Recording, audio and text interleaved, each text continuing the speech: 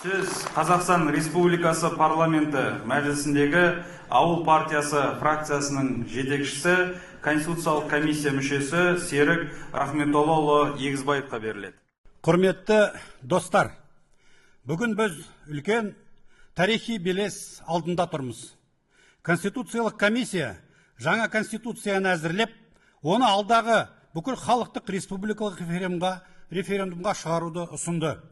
Қысқа мерзімде ауқымды жұмыс атқарылып, әрбір бап пен норма жан жақты сараланды. Ата заң халық үніне құлақ асатын мемлекет қағидатына сай дайындалып, әр ауыл аймақтан мыңдаған ұсыныс қабылдады. Бұл қоғамның белсенділігін және билік пен қоғам арасындағы диалог мәдениетінің нығайғанының кепілі. Жаңа конституция қоғам өмірінің әлеуметтік, экономикалық және саяси аспектілерінің толық қамтыды. Мемлекет тұрақтылығы мықты экономикамен айқындалады. Оның негізін құрайтын басты факторлардың бірі табиғи байлықпен қатар ең бастысы адамның әлеуеті, адами капитал.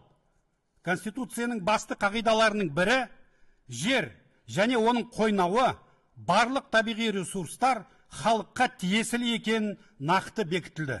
Яғни кең байтақ жеріміз бен мол қазба байлықтарымыз еліміз үшін зор экономикалық капитал ғана емес, бұл ұлттың мұрасы. Бүгінгі реформалардың басты мақсаты халық билігін нақты күшейту, заңды құқықтар мен бостандықтарын қамтамасыз ету. Демек, табиғи ресурстарды басқару да осы демократиялық қағидаттарға сай болуы тиіс. Мемлекет басшымыз Қасым-Жомарт Кемелұлы Тоқаев халық табысын арттыруды және өмір сүру сапасын жақсартуды басты міндет етіп қойып отыр. Ел бюджеттің басым бөлігі пайдалы қазбаларды игеруден түсетінін ескерсек, бұл сала халық мүддесіне тікелей жұмыс істеуі қажет. Сондықтан әділет үстемдік еткен қоғамда елдің байлығы халықтың игілігіне қызмет етуі тиіс. Егер табиғи ресурстар түсетін табыс ауылдарды дамытуға, инфрақұрылымды жақсартуға, жаңа жұмыс орындарын ашуға, әлеуметтік қолдауға бағытталса, біз Конституция талабын орындаймыз. Сонымен қатар, қоршаған ортаны қорғау және табиғи ресурстарды сақтап қалу мемлекеттің басты мақсаттарының бірі. Жаңа Конституция азаматтарға да үлкен міндет жүктейді. Әрбір азамат табиғатты қорғауға, табиғи байлыққа ұқыпты қарауға міндетті. Бұл бағыттағы саясаттың түпкі мәні адам, оның өмір сапасы мен денсаулығы. Табиғатты аялау елдің тұрақты дамуына басты ұзақ мерзімді бағдар. Бұл экологиялық жауапкершілік пен құқықтық мәдениеттің жаңа деңгейі. Жер мәселесі ауыл партиясы үшін стратегиялық мәні бар. Ауыл тіршілігі жерге тікелей байланысты.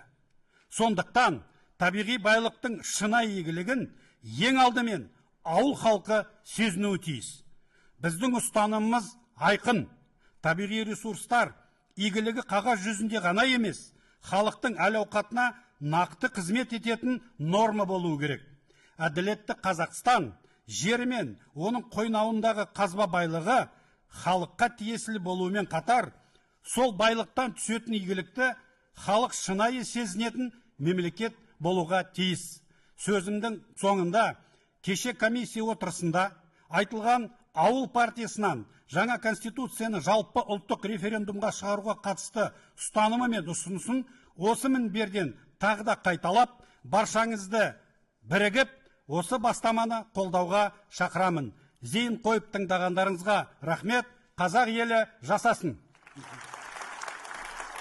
Рахмет, Серік Рахметоллаұлы.